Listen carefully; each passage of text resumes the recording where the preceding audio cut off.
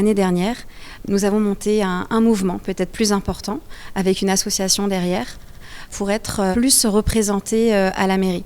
Aujourd'hui, on est plus de 150 familles françaises à Netivotte. Il y a beaucoup d'anciens, des Français un peu comme nous, qui sont là depuis longtemps et on ne savait pas. Il y a aussi de jeunes familles qui sont montées avec des jeunes enfants pendant les 4 années d'Aliyah de groupe. Il y a de tout aussi au niveau religieux, on va dire. Dans la ville, il y a ce bon vivre ensemble de chaque communauté et c'est ça qui est kiffant. Il y a une vraie chaleur, une vraie hardoute. Les gens ici, ils sont d'un chesed immense et c'est ça qui nous retient à Netivotte. Shirley et Steven, habitants, bonjour et merci de nous avoir rejoints ici dans votre ville Netivotte que vous habitez depuis plus de 20 ans. Comment vous avez débarqué à Netivotte ? Alors en fait, moi j'ai fait l'école Ozar Torah à Créteil de France, j'ai fait mon bac là-bas et j'ai rencontré Rav Kling qui m'a fait ramener à Netivotte. J'ai fait le programme Chemdat Hadarom et donc ensuite avec mon mari on a décidé de se marier, de rester sur Netivotte. J'ai poursuivi les études à la Michlala de Chemdat Hadarom et mon mari à la Michlala de Sapir. Donc vous étiez en fait tous les deux étudiants dans la région. Voilà, c'est ça. C'est pour ça que vous êtes restés ? C'est pas uniquement pour ça. On avait l'idée, donc après les études, de partir plus sur Ashdod, parce que la ville ici était vraiment déserte, que ce soit de francophones ou il y avait rien, vraiment rien, du sable, le désert, vraiment. Et du coup, en fait, assez rapidement, il y a eu des projets. On a entendu des projets de la mairie, des quartiers qui devaient être construits, des centres commerciaux à ciel ouvert. C'est le train qui devait arriver aussi. Et puis, l'Aliyah de groupe qui est arrivé. Et donc, on a vu les francophones débarquer. Et puis, la vie a fait qu'avec les enfants, tout ça, on a décidé de rester et de grandir en même temps avec la ville. Alors, c'est pas évident, paraît-il, quand on est, quand on vit ici, de travailler dans la ville. En plus, vous avez fait des études de cinéma, donc pas simple, j'imagine. Comment vous avez fait ? Comment vous êtes intégré ? Au départ, j'étais à mon compte avec ma formation de cinéma.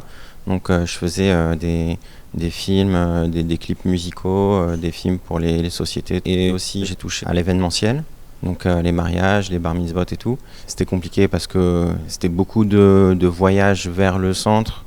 Après quand je suis repassé à mes premiers amours, l'informatique, j'ai travaillé à Tel Aviv et là c'était plus simple parce qu'il y a eu le train qui a commencé à être sur Netivotte. Et donc en 1 heure de temps, on pouvait être sur Tel Aviv. Et donc c'était beaucoup plus simple après. Et même par rapport à notre vie de famille, c'était beaucoup mieux qu'être indépendant.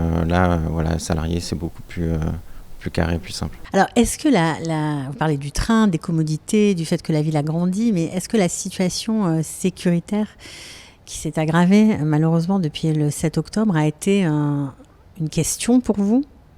Est-ce que vous vous êtes dit on ne peut pas rester là ou ça n'a jamais été vraiment quelque chose qui vous a freiné ? Je pense que tout parent a envie de mettre ses enfants en sécurité. Mis à part le 7 octobre, jusque-là, Netivotte n'avait jamais été vraiment autant touchée. C'était surtout sur Sderot ou sur Otef Haza. Mais Netivotte, nous avions quelques alertes par-ci par-là quand c'était le cas. Mais on n'a jamais vraiment ressenti, comme les habitants de Sderot ou ailleurs, cette peur. Maintenant, il faut dire que l'éducation ici, dans les villes du Sud, où les alertes sont plus présentes, c'est vrai qu'il y a beaucoup plus de communication. Même à l'école, ils en parlent beaucoup plus. Il y a ce qu'on appelle Chosen, c'est-à-dire qu'ils apportent un soutien psychologique aux parents et aussi aux enfants. Ils nous apprennent vraiment comment réagir en cas d'alerte, comment parler à nos enfants plus jeunes. Et ça, c'est vraiment important. Mais au-delà de ça, il y fait tellement bon vivre à Netivotte que quitter la ville, ça nous a peut-être effleuré l'esprit un instant le 7 octobre, mais non, on y restera. Les choses ont beaucoup changé à Netivotte et vous avez, avec un petit groupe de personnes, fondé une communauté française. Est-ce que vous pouvez nous raconter cette aventure ? La communauté francophone de Netivotte a toujours existé, elle s'est agrandie avec les années de Aliyah de groupe. Et il y a eu toujours des personnes moteurs pour organiser, pour fédérer, pour réunir. Mais c'est vrai que l'année dernière, nous avons monté un mouvement peut-être plus important, avec une association derrière, pour être plus représentés à la mairie. En fait, on s'est rendu compte que les francophones dans d'autres villes étaient aussi beaucoup, mais aussi bien représentés à la mairie. Et on s'est rendu compte au fil des années précédentes qu'à chaque coin de rue, on entendait parler français et on ne connaissait pas ces Français. Et on s'est dit, c'est quand même dommage. Il faudrait qu'on puisse se regrouper, apprendre à se connaître. Et donc, nous avons créé un comité pour réunir toutes les bonnes actions, toutes les organisations que les gens voulaient faire ensemble pour pouvoir aussi, aux yeux de la mairie, montrer qu'aujourd'hui, on est plus de 150 familles françaises à Netivot et que ça nous revient, voilà, on a des droits. Aujourd'hui, Kalita, vous êtes ici aussi grâce à ça, je pense, parce qu'on fait parler de nous. Et ça, c'est vraiment super. Quel genre de famille compose cette communauté ? 150 familles, ok, ça paraît beaucoup, mais c'est plutôt des jeunes, plutôt des retraités. C'est quoi exactement ? Je crois qu'il y a un peu de tout, véritablement. Il y a beaucoup d'anciens, c'est-à-dire des Français un peu comme nous, qui sont là depuis longtemps et on ne savait pas. Et on fait connaissance depuis pas très longtemps, finalement. Il y a aussi beaucoup de jeunes familles qui sont montées avec des jeunes enfants pendant les 4 années d'Aliad Group. Et du coup, forcément, ça crée des liens, ça ressoude. Mais il y a vraiment de tout, des jeunes, des moins jeunes. Il y a de tout aussi au niveau religieux, on va dire. Il y a des gens qui sont plus traditionnalistes, d'autres qui sont orthodoxes, il y a des Chabad, des Breslev, il y a vraiment de tout. Et à Netivot, même hors francophone, dans la ville, il y a ce bon vivre ensemble de chaque communauté, où il n'y a pas vraiment de clans, de ghettos, on vit tous ensemble. Et c'est ça qui est kiffant. Il y a une vraie chaleur, une vraie hardoute. Les gens ici, ils sont d'un chesed immense. Et c'est ça qui nous retient à Netivot. On ne changera jamais une autre ville pour ça. C'est ça qui fait la différence par rapport à ce que vous entendez, peut-être vos familles, vos amis qui sont dans d'autres villes du pays ? Ah ouais, des fois quand on va chez de la famille à Netanya ou à Jérusalem ou dans d'autres villes, tout de suite ça nous montre que waouh, c'est super à Netivot. Ça veut dire on peut laisser les enfants se balader dans la rue à n'importe quelle heure, on est serein, on n'a pas peur comme dans les grandes villes. C'est une ville, mais c'est en même temps tous les avantages du Moshav, on va dire. C'est très familial, c'est très chaleureux. Alors pourtant, c'est une ville du sud, Cherny, où il y a beaucoup de stéréotypes sur cette ville. Que c'est pas très développé, qu'il y a peut-être des mauvaises fréquentations. Est-ce que ce sont des stéréotypes complètement erronés ? Effectivement, ici, dans la ville, on a quasiment zéro délinquance. J'ai jamais entendu de cambriolage. Je veux dire, mon mari, il est policier volontaire, il pourra vous en dire un peu plus. En fait, au-delà que notre propre ressenti, il y a des Français aussi qui viennent en plein milieu de l'année, parfois d'Ashdod, d'autres villes, plutôt du nord ou de Jérusalem. Et quand on leur parle, après quelques mois, ils nous disent eux-mêmes, c'est vrai qu'ici, il y a un rouach différent, que ce soit du côté des francophones comme du côté des Israéliens. Je ne saurais pas expliquer. Souvent, je dis, il faut venir voir pour le croire. Il y fait vraiment bon vivre. C'est vraiment un bon compromis entre la grande ville et la ville de campagne, on va dire. On a des quartiers avec des grands immeubles, mais aussi plein de quartiers avec plein de villottes, beaucoup d'espaces verts. C'est juste pour les enfants vraiment super. Qu'est-ce que ça a apporté, le fait d'avoir créé ce centre communautaire francophone ? Je pense qu'on a réussi quelque part à redonner beaucoup d'hardout et aussi de l'espoir. Parce que vivre en Israël, on ne va pas se mentir, c'est difficile. Même nous, après 20 ans. Je pense que dans chaque endroit dans le monde, on a des difficultés. Ici, c'est vrai qu'elles sont pas faciles, ces difficultés à surmonter. C'est des difficultés liées à quoi, surtout à Netivot ? Des difficultés financières. C'est vrai, c'est pas facile, on n'a pas le dimanche, on n'a pas forcément beaucoup de jours de repos, on vit à un rythme un petit peu effréné. Et le fait d'avoir créé cette communauté fait que on arrive à, entre guillemets, on s'oblige, mais de façon positive, à se prendre des moments pour nous et à vivre en fait ensemble. Et c'est d'autant plus fort après le 7 octobre. Je veux dire, on s'est encore plus rendu compte à quel point le vivre ensemble, il est primordial, si c'est pas vital. Et tous, on le dit, que ça soit du côté des hommes, du côté des femmes, ou parfois ensemble, ou les enfants. Des fois, si pendant quelques jours, on ne se retrouve pas, où il n'y a rien d'organisé, c'est compliqué. Alors, qu'est-ce qu'on fait? On se retrouve, on se fait un resto. On a besoin d'être ensemble, de partager aussi parfois nos problèmes du quotidien. Ça fait du bien. Souvent, nos familles sont loin de nous, sont encore en France ou vivent dans d'autres villes. C'est pas toujours évident. Et du coup, en fait, on s'est créé une grande famille. Alors, quand on fait des allers-retours comme toi, Steven, c'est pas évident. J'imagine que ce que raconte Shirley, forcément, ça te parle encore plus. Ah bah oui, en fait, quand on est arrivé, on était vraiment seuls ici. On avait quelques familles françaises qui nous ont aussi accueillis à bras ouverts. Encore une fois, beaucoup de recèdes. Mais voilà, on n'avait pas la famille, pas les parents, il n'y avait personne. On était jeunes couples et c'était dur, mais c'était pas un frein.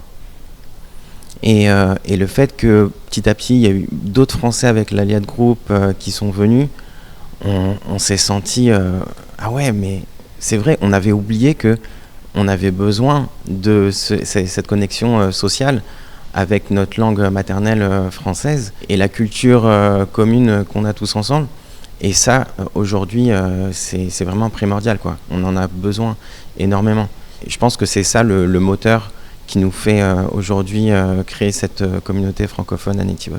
Alors, il y a beaucoup de recettes, beaucoup d'entraide. Kalita aussi est partie prenante dans cette entraide, Shirley. Est-ce que ça aussi, ça a été un grand changement pour toutes ces familles? Oui, bien sûr. Encore une fois, je pense que le recède, le fait de pouvoir tendre la main à l'autre et que l'autre aussi se sent soutenu, je pense que oui, ça apporte beaucoup. Kalita a apporté énormément à beaucoup de familles ici dans le sud et on vous en remercie beaucoup. Et oui, j'ai des retours très positifs parce qu'encore une fois, c'est pas facile, mais c'est pas un frein. C'est pas un frein parce qu'on n'est pas seul. Je pense qu'il n'y a rien de pire que de la solitude, que sentir que nos problèmes, c'est seulement nous que nous les portons sur nos épaules, alors qu'en fait, parfois, c'est aussi l'histoire d'un pays qui fait que ces difficultés sont là et le fait de le vivre tous ensemble avec le sourire, avec beaucoup d'entraide et aussi beaucoup d'émouna, alors ça fait du bien. Alors vous êtes professeur de biologie dans la vie, vous avez vu grandir, on peut dire, une génération d'enfants. Aujourd'hui, que sont-ils devenus ces jeunes qui sont arrivés peut-être en même temps que vous, vos propres enfants? Est-ce qu'ils se sont intégrés? Est-ce qu'ils ont réussi? Alors moi j'enseigne depuis 14 ans dans un collège-lycée, donc la biologie, dans un lycée israélien. C'est vrai que l'éducation ici, c'est pas facile. Je parle surtout pour le Sud. C'est-à-dire qu'il y a toujours, aussi pour ma part en tant que professeur, ce côté où il faut mettre des limites souvent, et c'est obligatoire même. Mais aussi, si dans la nuit, on a eu des alertes, moi je travaille dans un collège Sha'ar HaNegev, où malheureusement le 7 octobre, tous les élèves et les collègues viennent de Haute-Faza. Et donc nous avons vécu le 7 octobre de façon très dure. Et c'est vrai que, surtout pour moi, quand on a des azakotes dans la nuit, que le lendemain l'élève arrive en retard ou chahute un peu, on va être un peu plus clément. Mais c'est vrai que c'est ça pour moi, en tout cas en tant que professeur. C'est vraiment le défi de trouver le bon équilibre parce que ces enfants ont besoin beaucoup de soutien, beaucoup d'amour évidemment, comme tous les enfants, peut-être plus les enfants du Sud. Mais d'un autre côté, comme tout enfant, a besoin aussi de limites. Et c'est vrai que ce défi-là, il n'est pas facile. Alors nous avons vécu le corona pour tous les enfants du monde. Ça a été ensuite quelque chose aussi de très difficile, de se remettre. Et puis la génération écran, les réseaux sociaux aussi, ça aussi c'est un défi. Et puis on rajoute le défi du Sud. C'est clair que c'est pas évident, mais les parents et les enfants s'accrochent. Et on espère un avenir meilleur pour tous ces jeunes. Vous conseilleriez Netivot, alors Steven, vous allez me dire oui évidemment, pour des gens qui vivent en France, qui connaissent pas vraiment Israël, qui cherchent une ville d'intégration. Est-ce que c'est une ville à conseiller? Alors moi, je suis très honnête. Même quand Alia de Groupe est arrivé, il faisait des voyages d'études et donc on nous posait forcément toutes ces questions vu que nous on est là depuis longtemps. Moi j'ai toujours été très honnête, je pense que Nalia elle se prépare. Elle se prépare psychologiquement, elle se prépare aussi financièrement évidemment. Je pense que monter entre guillemets sur un coup de tête ou... Monter à Netivote sans travail, c'est un suicide. Je ne sais pas si ce serait un suicide, mais en tout cas il faut avoir beaucoup de motivation, Netivote ou ailleurs, je pense. Après, Netivote aujourd'hui est une ville beaucoup plus développée qu'avant et en pleine expansion. On va avoir une nouvelle gare de train. Il va y avoir aussi un centre technologique qui va s'ouvrir, une filière de la Michelet Weizmann, je crois, qui va s'ouvrir aussi pour développer les études. Donc les choses sont vraiment en expansion. Après, il faut penser à son équivalence. Si les personnes ont un diplôme en France, il faut penser, oui, à l'avenir, surtout si on vient... pas trop jeune, pas trop vieux non plus. Je pense qu'il faut s'organiser et je pense qu'il faut venir et se retrouver dans la communauté, se faire aider. Le français a une tendance à pas vouloir demander de l'aide, à rester plutôt dans son coin et je pense que c'est une erreur, surtout à Netivote. Pour l'intégration, il y a aussi la langue. Je pense qu'il ne faut pas négliger l'ulpan. Il faut s'accrocher et aller jusqu'au bout. Je pense que c'est vraiment le ticket gagnant. Une fois qu'on a la langue, on peut vraiment avancer. Beaucoup de personnes qui ont des difficultés, c'est parce qu'ils n'ont pas la langue. Et c'est vrai que ça peut mettre un frein au développement personnel. Vous parliez l'hébreu, vous ? On est arrivé à l'âge de 18-19 ans. On est tombé dedans direct, quoi. Personnellement, moi, j'ai pas fait l'ulpan comme il faut. Mais comme j'ai fait l'armée, j'ai appris sur le tas et au bout d'un moment, on comprend. Qu'est-ce qui vous a aidé à bien vous intégrer ? D'être bénévole à la police, par exemple ? D'aider vos voisins, de faire des activités particulières ? Je pense que au départ, vu qu'on était seul, on a été obligé de s'aider des Israéliens aussi. Et donc, faire le pas vers les Israéliens, ça nous a ouvert petit à petit. Si je suis bénévole à la police, je vais connaître un nouveau champ lexical que j'avais pas appris à l'Ulpan ou ailleurs pendant les études, etc., etc. C'est important de pas rester que entre Français.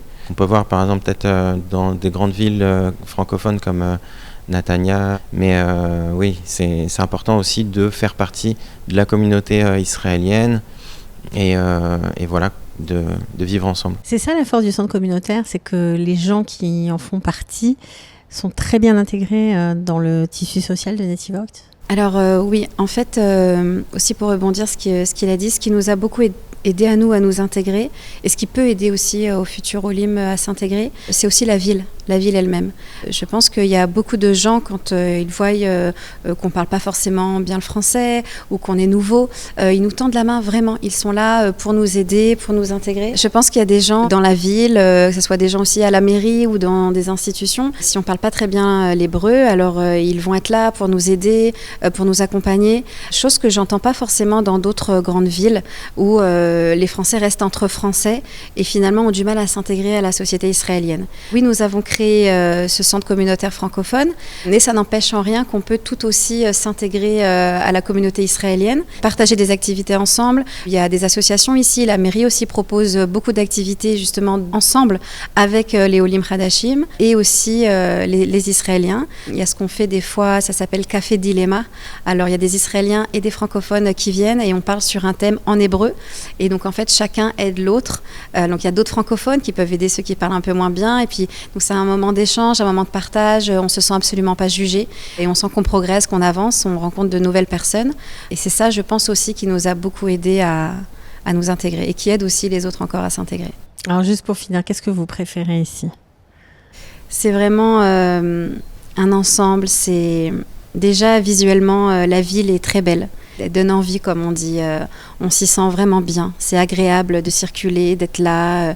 L'ambiance aussi. C'est vrai que ça soit du côté des jeunes, dans les écoles, dans n'importe quel endroit, du côté israélien, francophone ou éthiopien ou russe. Tout le monde est là, tout le monde a le côté bon vivre.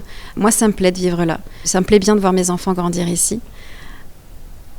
et on s'y sent bien. Ce que je dis souvent à mes amis qui habitent pas à Netivot, je reviens sur le fait que voilà, j'ai pas peur que mes enfants ont des mauvaises fréquentations. Là ici, je sais que les gens, ils ont un bon fond. Ils sont dans l'entraide. Bon, c'est sûr, il y a des exceptions à la règle comme partout. C'est pas non plus Disneyland, mais mais voilà quoi. On a cette argachade d'apaisement ou cette charge mentale de attention, je veux pas que mes enfants y sortent. Attends, et quelle famille, quel machin. Là, on sait, c'est cool et voilà. Donc ça, c'est une ville à conseiller. Ah oui. C'est vrai que ça peut paraître contradictoire entre ce côté bon vivre qu'il fait à Netivot et que voilà, on conseille de venir vivre ici, et le côté sécuritaire, parce que peut-être que depuis la France, on se dit comment peut-on élever ses enfants comme ça, ou dès qu'il y a la guerre, nos parents parfois nous disent je vous prends un billet, vite il faut rentrer, et en fait non. Pas du tout. On s'y sent vraiment bien. Alors, de temps en temps, c'est vrai qu'on doit aller se cacher vite, mais en vérité, on vit vraiment bien, et je pense que c'est ça qui fait de la ville de Netivot une ville incroyable, accueillante, et on s'y sent bien.